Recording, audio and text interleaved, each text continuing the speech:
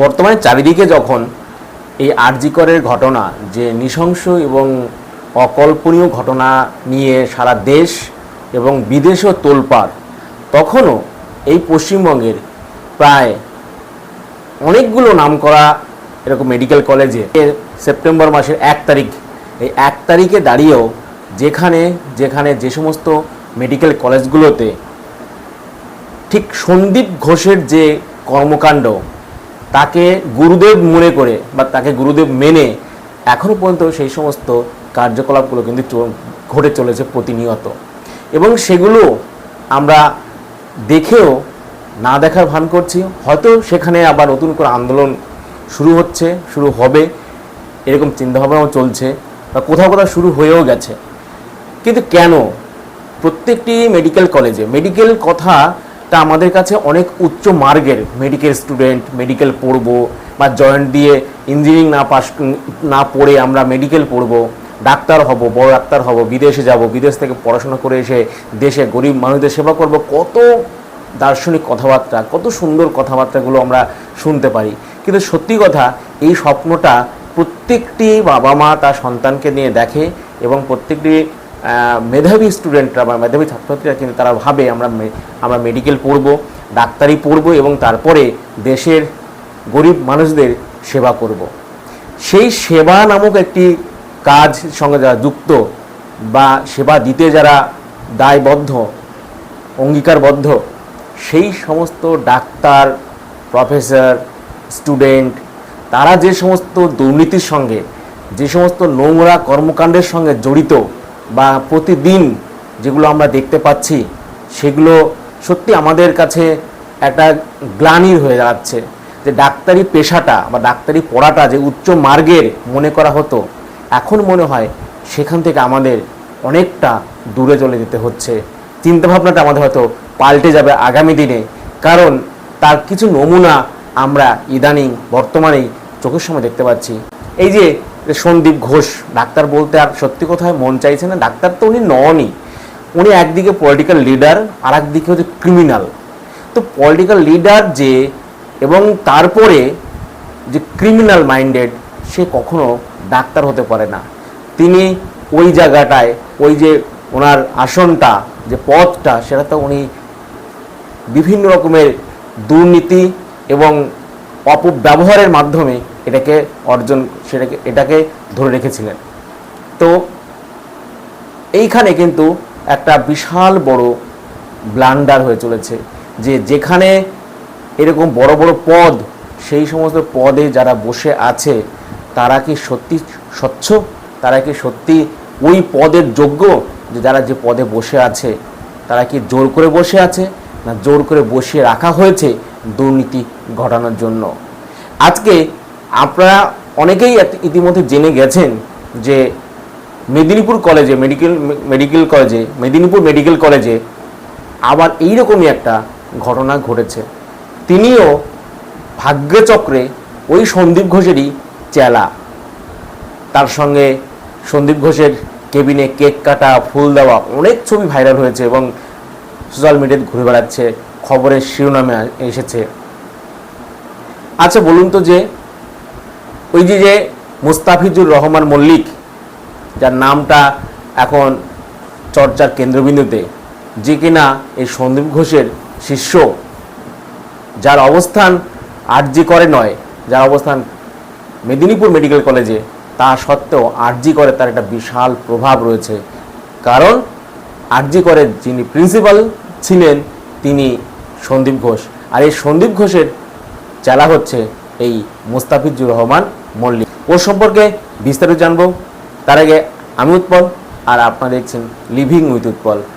যে মুস্তাফিজুর রহমান মল্লিক, এই যে ছবিটি আপনারা দেখতে পাচ্ছেন, একে দেখে মনে হচ্ছে যে এ ডাক্তার। সত্যি কথা, কিছু মনে করবেন, অনেক ডাক্তাররা হয়তো ভিডিওটা দেখবেন বা পৌঁছাতে পারে। একে যতটা না ডাক্তার মনে হচ্ছে, তার থেকে বেশি মনে হচ্ছে গরুচোর। সত্যি কথা, একদম হলপ করে বলছি, একে ডাক্তারের থেকে বেশি গরুচোর মনে হচ্ছে। কারণ কখনো একটা ডাক্তারের তার যা অভিব্যক্তি থাকে সেটার মধ্যে নেই। দ্বিতীয়ত, এ দুটো বিষয়ে ফেল করার পরে সেটা সাপ্লি দিয়ে পাশ করেছে, তাহলে এর হাতে যে রোগীরা পড়বে সেই রোগীর অবস্থা কি হবে এটা ভালো করেই অনুধাবন করা যায়, বোঝা যায় যে সত্যি কি ডাক্তারি করবে। কারণ ফেল করা ডাক্তার সাপ্লি দিয়ে সে আবার পাশ করেছে, সেখানেও যে টুকে পাশ করেছে কিনা তার গ্যারান্টি কি? কারণ সে আবার ওই কলেজের কোনো রাজনৈতিক দলের নেতা। কথায় কথায় জুনিয়রদের হুমকি দেয় হোস্টেল থেকে বের করে দেব। যারা পাশ করবে আগামীতে বা পরীক্ষায় বসবে ফাইনাল ইয়ারের জন্য তাদের বলা হয় ফেল করিয়ে দেব। নতুন যারা ভর্তি হয় মেডিকেলে ফার্স্ট ইয়ারে তাদেরকে আইটেম গানের সঙ্গে আইটেম সং, বিহারি যে আইটেম সং, সেই আইটেম সঙ্গে সঙ্গে নাচানো হয়। এমনকি মেয়েদেরও, ছাত্রীদেরও ওই আইটেম সঙ্গে সঙ্গে নাচানো হয়। কে নাচায়? এই মুস্তাফিজুর রহমান মল্লিক আর তার দলবল। তাহলে এ ডাক্তার নাকি গরুর চোর? দেখে একমাত্র গরুর চোরই মনে হচ্ছে, আর তার কর্মকাণ্ডটাও এই একই রকমের। ডাক্তারি তো করতে পারবেই না, সে জানে যে আমার দ্বারা ডাক্তারি হবে না, যে কারণে সে হাত পাকিয়েছে এই রাজনৈতিক দলের নেতা হয়ে। কিছু তো করতে পারবে, ডাক্তারি করতে না পারুক, নেতাগিরি করে খেতে পারবে। যে কারণে পাশ করে যাওয়ার পরেও এখনো পর্যন্ত সে হোস্টেলের রুম দখল করে আছে। এবং এখন যারা হোস্টেলের সত্যিকারের আবাসিক তাদের উপরে ছড়ি ঘোরাচ্ছে। এথিক্স কমিটির আবার সে নাকি সদস্য। ফেল করা একজন ডাক্তারি পড়ুয়া, সে এথিক্স কমিটির সদস্য। এবার আমাদের ভাবতে হবে যে এ মূল্যায়ন করবে অন্য ডাক্তারদের, কারা ডাক্তার হবে আগামী দিনে, যে নিজেই ডাক্তার নয়, যে নিজেই দুটো বিষয়ে একটা মেডিসিনে ফেল করেছে, মানে কি রোগের কি ওষুধ দিতে হবে উনি সেটা জানেন না, সেই সাবজেক্টে উনি ফেল করেছেন। সেখানে আবার সাপ্লি দিয়ে পরে পাশ করেছেন। তার মানে ওখানে সাপ্লি দেওয়ার অর্থই হলো ও পরে দেখেই লিখেছে, বই দেখে লিখেছে। কারণ প্রথমবারে যে পাশ করতে পারেনি, দ্বিতীয়বারে সে পড়াশোনা করে পাশ করেছে, এটা বিশ্বাস করাই যায় না। তারপরে সে যখন আবার একটা রাজনৈতিক দলের বড়সড় নেতা হিসেবে পরিচয় দেয়, সে যে আমি নেতা, এবং যখন তখন কথায় কথায় হুমকি দিচ্ছে যে বের করে দেব, ফেল করিয়ে দেব, অনেক কিছু এরকম। আর তারই ফল মেদিনীপুর মেডিকেল কলেজে ছাত্রদের আন্দোলন শুরু হয়ে গেছে। এই দেখুন তার নমুনা। ইতিমধ্যে তাকে হোস্টেলে আসতে বারণ করা হয়েছে, কিন্তু 24 ঘন্টার মধ্যে সেই নির্দেশনামা আবার ক্যান্সেলও করা হয়ে গেছে। কতটা প্রভাবশালী হলে এইগুলো হয়? কি আছে এই মুস্তাফিজুর রহমানের মধ্যে? কোন সোনার খনি লুকানো আছে যে তাকে হোস্টেলে রাখতেই হবে? সে পাশ করে বেরিয়ে যাওয়ার পরেও হোস্টেলে তাকে থাকতে দিতে হবে বা তাকে রাখতে হবে হোস্টেলে। এবং বাকি যে স্টুডেন্টরা আছে এখন যারা পড়াশোনা করছে, যারা সত্যিকারের আবাসিক, সত্যিকারের হোস্টেলে পাওয়ার জন্য তারা হোস্টেলে আছে, তাদের উপর ছুরি ঘোরানোর অধিকারটা কোথা থেকে পেয়েছে? সে নাকি বলে যে স্বাস্থ্য ভবন পর্যন্ত পৌঁছালেও কেউ কিছু করতে পারবে না। আরে ওরানোর ছাত্রছাত্রী, ওদের একটা পাশ করা বা একটা নাম্বার পাওয়ার জন্য হয়তো ভয়তে জড়সড় হয়ে থাকে, কারণ বাবা মায়ের অনেক লক্ষ টাকা ব্যয় করে এই মেডিকেল পড়তে হয়।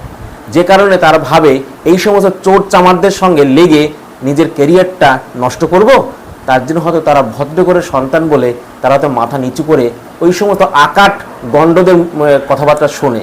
কিন্তু আমাদের মতন লোকরা তো শুনবে না, কারণ আমাদের তো আমাদের ডাক্তারি পড়েই না। তোদের মতো লোকদের কাছে আমরা ডাক্তার আমরা আমাদের রোগ হলেও দেখাতে যাব না, কারণ আমরা জানি তোদের মতন আকাট মূর্খরা ফেল করে ডাক্তার নিয়ে বসছিস। কোনো একটা রেজিস্ট্রেশন তো যারা দিয়েছে সেখানে তো প্রভাব খাটিয়ে রেজিস্ট্রেশনটা নেওয়া হয়েছে, যে ডাক্তারের রেজিস্ট্রেশনটা ওটাকে পাশ করে নেওয়া হয়েছে, তার তো কোনো প্রমাণই নেই। সেটা তো সব সাপ্লি করে করে পাশ করা।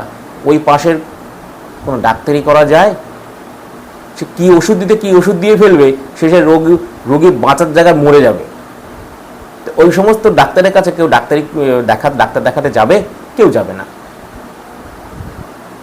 তাই আমাদের ওটা ভয় নেই যে আমরা ফেল করব বা আমাদের ফেল করানো হবে বা আমাদের হোস্টেল থেকে বের করে দেওয়া হবে, তাই আমরা কিছু বলবো না, এটা কিন্তু নয়।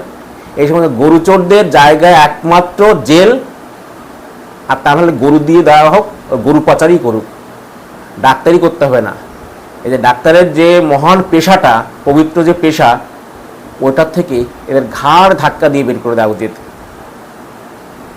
যারা ফেল করে আবার ডাক্তারি করে, তাদেরকে ডাক্তারি যে পেশাটা, সে পেশাটাকেই কলঙ্কিত করা হয়, অপমান করা হয়। আবার দেখুন সন্দীপ ঘোষের সঙ্গে কত পীড়িত, এত পীড়িত কিসের? সে একটা কলেজ, মেদিনীপুর কলেজে, আর একজন আরজিকর কলেজের প্রিন্সিপাল, সে একজন স্টুডেন্ট মেদিনীপুর কলেজের, সেখান থেকে সে এসেছে সন্দীপ ঘোষের জন্মদিনে কেক কাটতে। আরে নিজের জন্মদিনে কোনদিন কেক কেটে দেখেছিস? নিজের জন্মদিনে কোনোদিন কেক কেটে দেখেছিস যে তুই অন্য জায়গায় কেক কাটতে এসেছিস? এত পীড়িত কিসের এখানে? আজকে ধরা পড়েছে সন্দীপ ঘোষ। এবার মল্লিকবাবু, তোমারও খবর আছে, তুমি সাবধান হয়ে যাও, তোমারও খবর আছে কিন্তু এখানে। মেইন যে সাবজেক্টটা, সে মেডিসিনেই উনি ফেল করে গেছেন। তারপরে উনি আবার গলায় ডাক্তারের স্টেথোস্কোপ লাগিয়ে ঝুলিয়ে উনি চলছেন ডাক্তারি করতে। কি পেশেন্ট দেখেন উনি, কী ওষুধ লেখেন উনি। এই মেদিনীপুর কলেজের এই মুস্তাফিজুর রহমান মল্লিকের টিমের দলবলের আরও কুকীর্তি শুনবেন। আর একটু শুনিয়ে দিই, এরা ফার্স্ট ইয়ারের যে স্টুডেন্টরা আছে তাদেরকে তাদের হাতে ব্যানার পোস্টার ধরিয়ে দিয়েছে।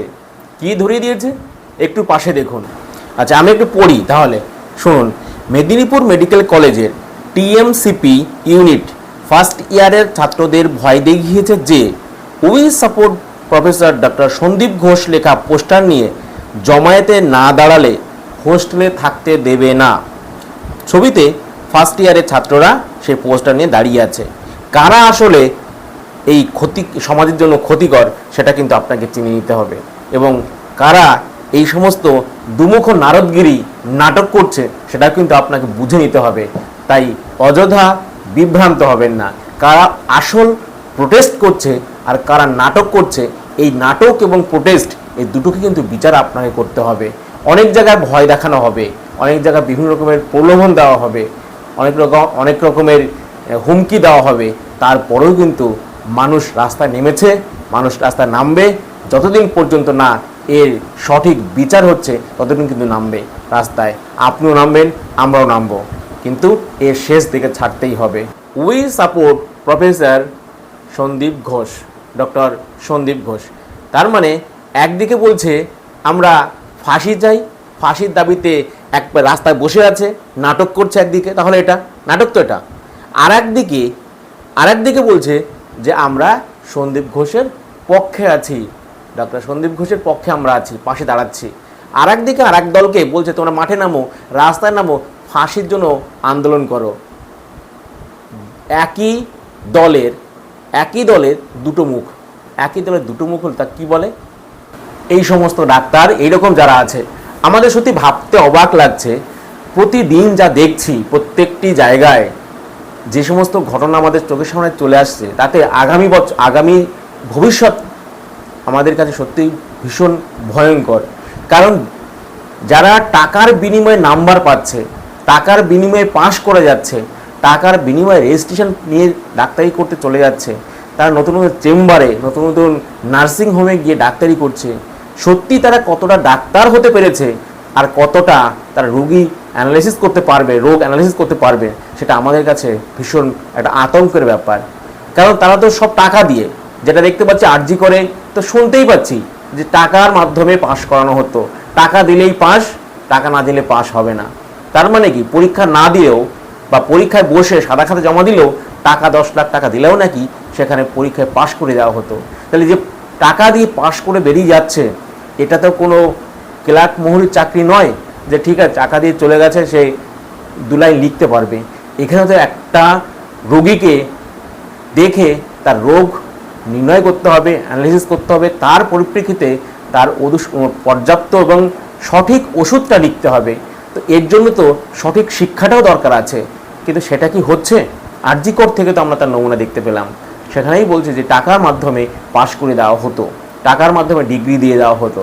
তাহলে এই সমস্ত ডাক্তাররা যখন সত্যি সত্যি বাইরে গিয়ে কোনো রুগী দেখবেন, কোনো চেম্বারে বসবেন, কোনো নার্সিংহোম, কোনো হসপিটালে গিয়ে ডাক্তারি করবেন, তারা কতটা সঠিকভাবে তার পেশাটাকে সম্মান জানাতে পারবেন, আমাদের কাছে কিন্তু সত্যি চিন্তার বিষয়।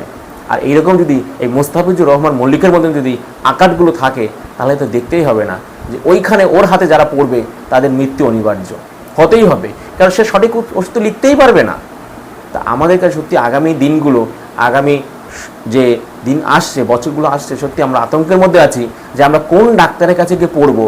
কারণ আমাদের তো ডাক্তারকে দেখাতেই হবে, কারণ মানুষের জীবনে রোগ ব্যাধি এগুলো থাকবেই এবং ডাক্তারকে দেখাতে হবে। তো কার কাছে যাব, কে আরজি কর থেকে হোক বা অন্য একটা মেডিকেল কলেজ যেখান থেকে এখন নাম প্রকাশ্যে আসেনি, কি জানি সেখানেও হয়তো এরকম ঘটনা ঘটছে, আমরা এখন জানতে পারছি না।